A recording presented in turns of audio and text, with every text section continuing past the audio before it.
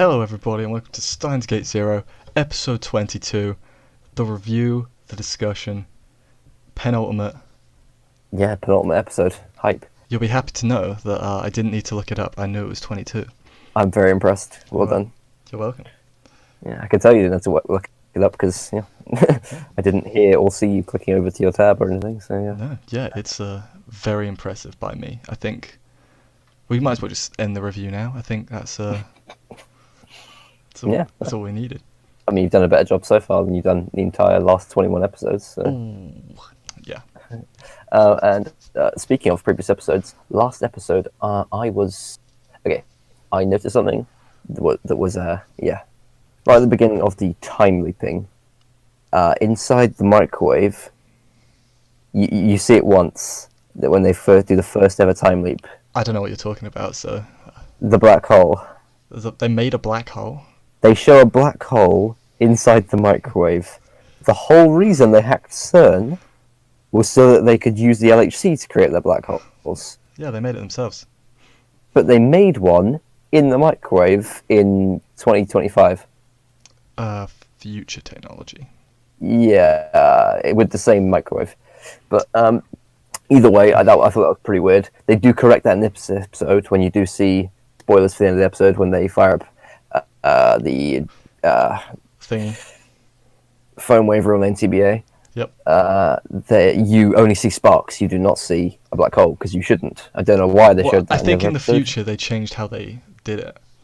I don't remember the visual novel staying there, but I also haven't played it in like 3 years. So I get that. Yeah, in 25 years in the future, they could have the better technology to be able to do it themselves, but.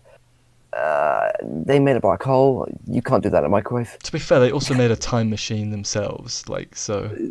Yes. I don't think it's too out of a question. If we're being realistic. Okay. To keep things grounded in realism. Yeah, I guess a show about time travel and World War III. How realistic does it need to be? But still. Most of the things they've done have been also at least theoretical. Speaking of not being very realistic, anything to do with Ferris. I want to meet someone who legitimately is like that. I hope they don't exist. Dude, it's going to be a treat. How? Be like, I met an anime character in real life. But her voice, and she's so annoying. Nah. And it's going to be infuriating because she's stonkingly rich and shit, but it's still infuriating. Yeah. But anyway, yeah. How does this episode begin? This episode, I will let you know. Basically, Okabe time leaps a lot. That's like the beginning of the episode. He's like tired from time leaping. Yeah. Because he's like, I can't stop the thing from getting blown up. Yeah. So I'm assuming, like, off camera, has he tried it a couple more times? Yeah, because at the beginning you see the little clock, the timer, just restart over and over and over again. Yeah, okay, it does actually. Yeah. And then, and he's like, he thinks that the time machine exploding is convergence, and he's only seen it like 3 times from what we've seen. So yeah, it must be more. Yeah, he's having a little bit of a sulk. He's like, I just can't do it. Hoen Kyum is dead again. Yeah, he's back to sad scientist, rip mad scientist. Yeah. He can't make his mind up on which one he wants to be. When he has a kid, he'll be dad scientist. Yeah. Okay, I can tell you're not pleased with that one. That was a.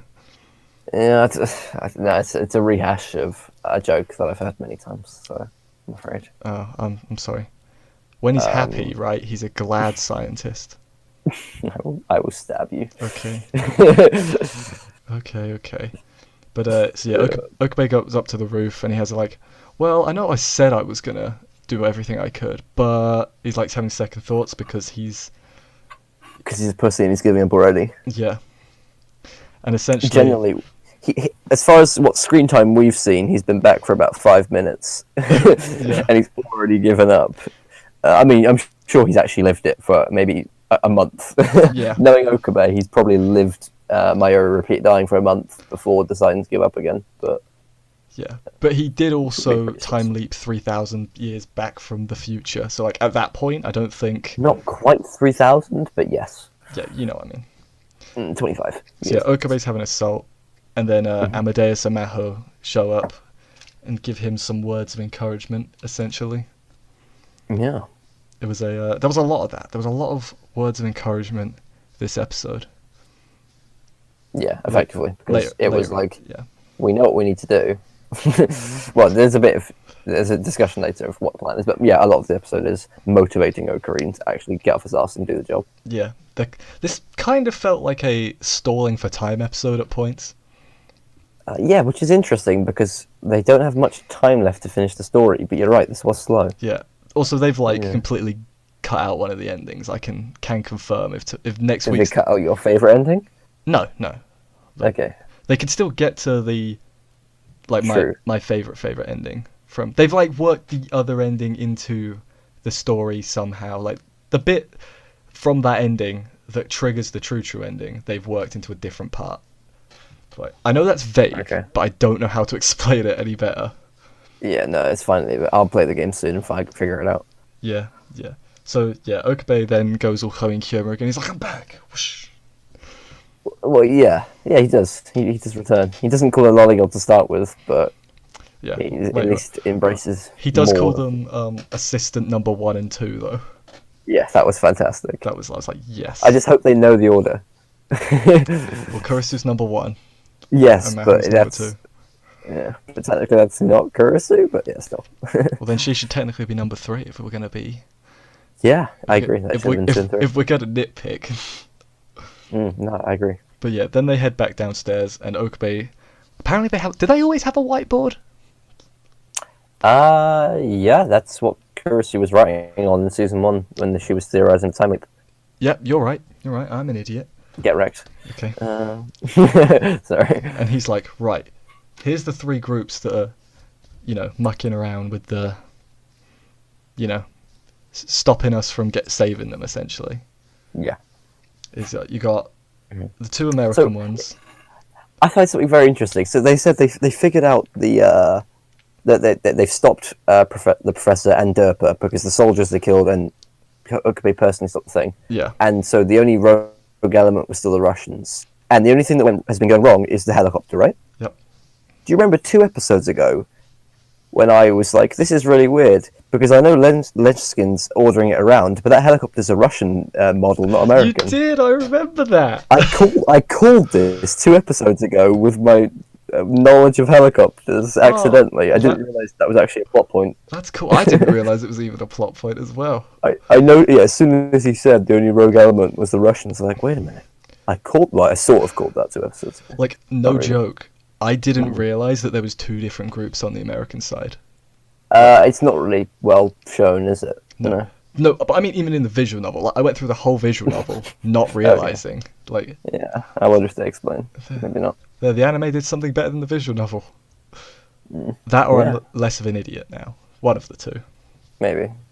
I mean, it's more fresh in your mind, if nothing else. But yeah, another weird thing this episode, we're so close to the end, you would expect it to be quite serious, right? While Okabe's doing the whiteboard stuff, we get this weird little Daru being Daru, essentially. Or when Maho can't reach. Oh, before that? No, I'm talking about... No.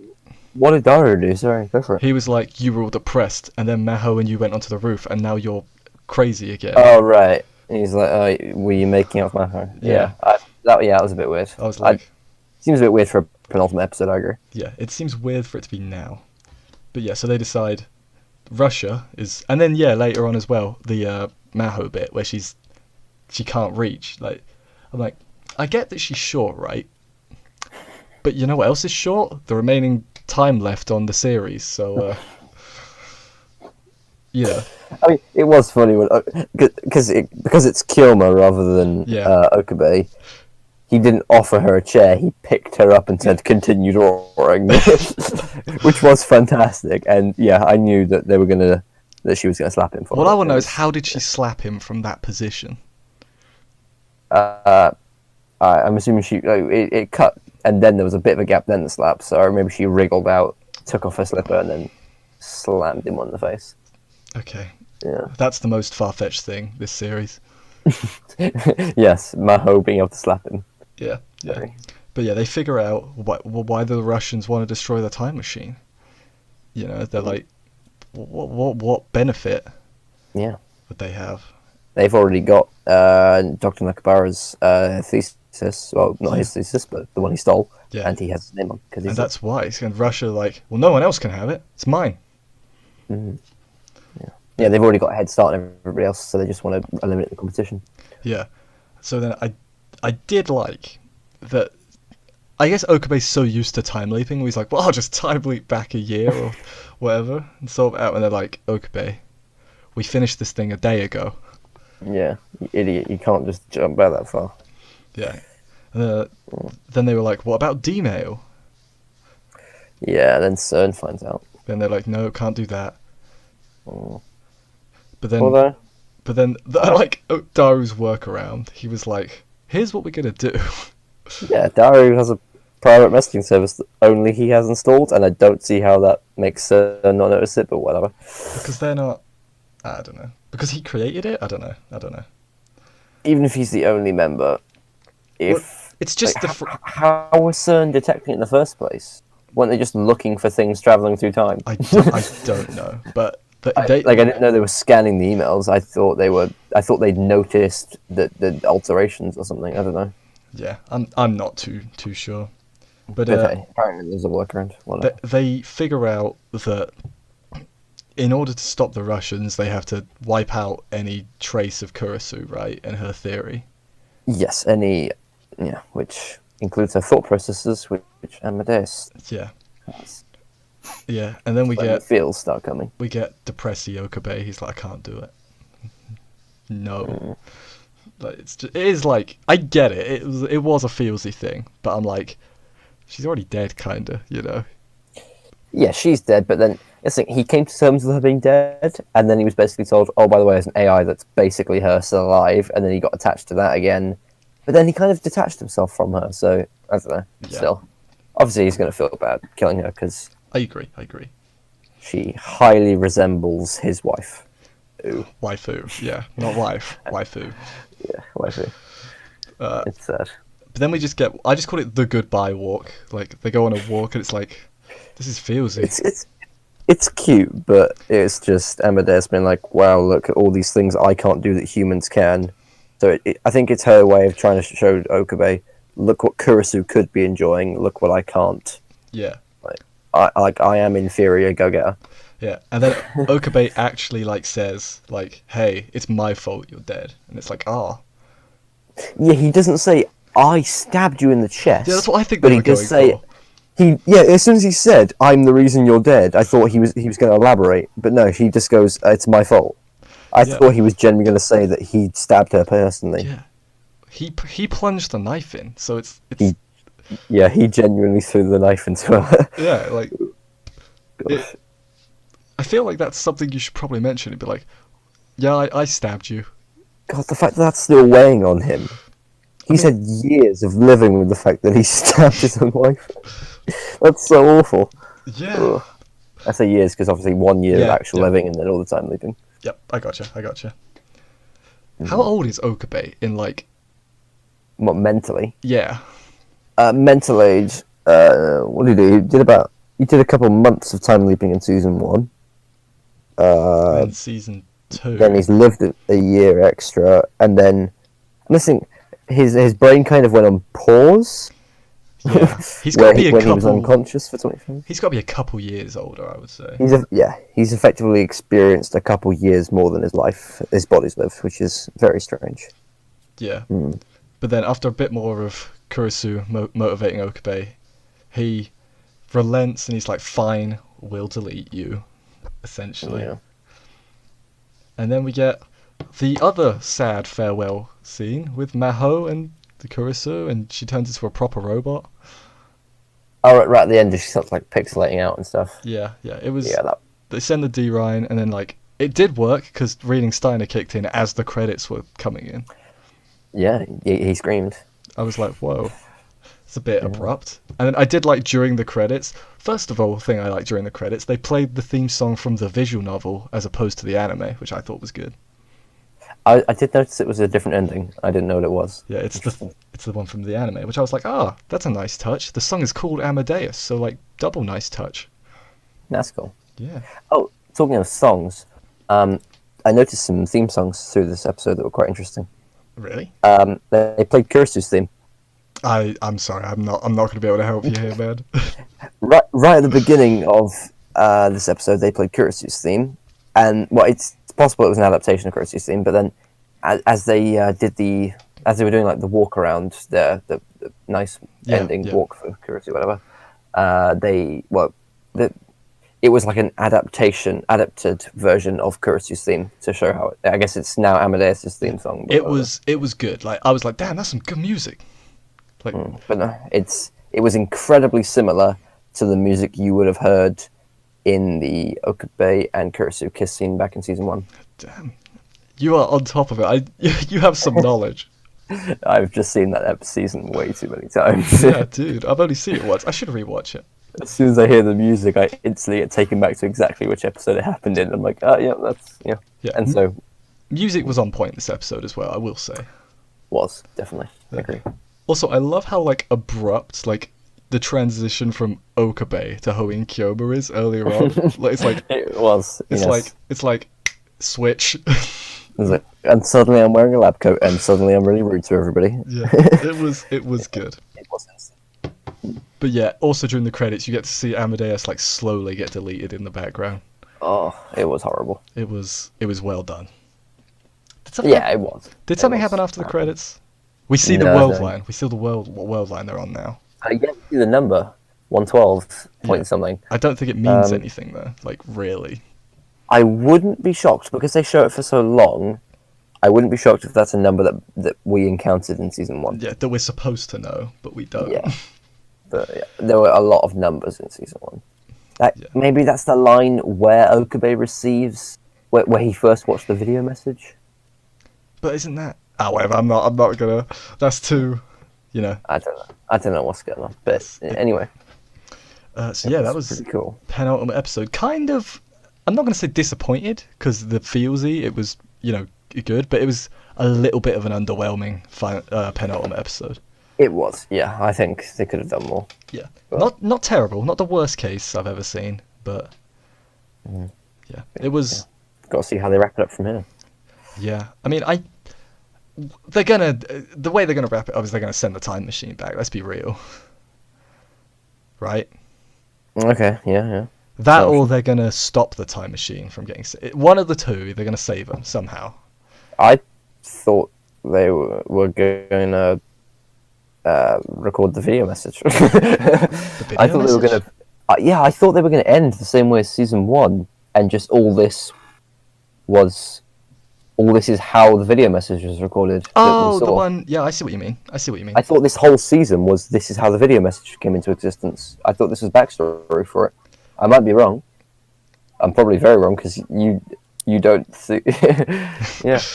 I assumed this entire season was going to end the same way as season 1, just with, it was going to end back at that episode, whatever. Okay. Yeah, that's what I theorized, and maybe some other people did too. Yeah. So before we round up, actually, one thing. Thank you, Ruben Philemuna, last episode, commenting and letting us know exactly what Mr. Braun's... Yeah. Who he's working for and what's going on there. I appreciate that. Yeah, I appreciate that as well. I was like, yeah, okay. Like, I always like it when people are more knowledgeable than us because they get to tell us stuff. Yeah, it's very useful. I appreciate it. And then we get to shout them out and be like, hey, guys. Exactly. How's it going? Shout out. You correct us. So, do it. So, next week's the finale, right? Yeah. It's going to be good. Like, I've just got a feeling, I'm hyped. Yeah. Also, one more thing to note. I think this came out as true, or I'm making it up, but I'm pretty sure it's true, so I'm going to say it anyway with confidence. The episode 24 OVA thing. Yeah. I think it comes out December 20th. So. Ooh. Wait, actually, December 20th. December 20th is, I think, the date I read. Oh, I get a birthday present from Steins. Hype. I mean, I don't know, obviously, because it's an OVA. That's crazy. It won't get subbed immediately and all that, but... If the episode actually comes out on my birthday, I'm going to be hyped as hell. When it comes out? I'll even just watch it unsubbed. You'll try and figure out what's going on. Hey, yeah. Right, You're like, okay, he's doing the laugh there, so that must mean. I do wonder what they're gonna do for it. Like, will they do like what they did with season 1? Like, here's the gang hanging out. Here's the gang hanging out. Here's Kurosu and Okabe having a kiss at the end. That's what I hope for, to be honest. I think it might be Steins Gate World line. We'll go back to that, and it'll be Okabe meeting Maho and that again on that world that line. would be cute. That would be nice. That would be cute. Yeah. That would be good. Do that. Yes. Studio. I've forgotten the name of the studio. Grey Fox, not Grey Fox. Yes. That's Grey Fox, do that. No, that's a Metal Gear character. White Fox. You are correct. It is White Fox. Yeah. All right. Sweet. I think that's probably we'll end it here. We'll see you next week for the finale. It'll be good.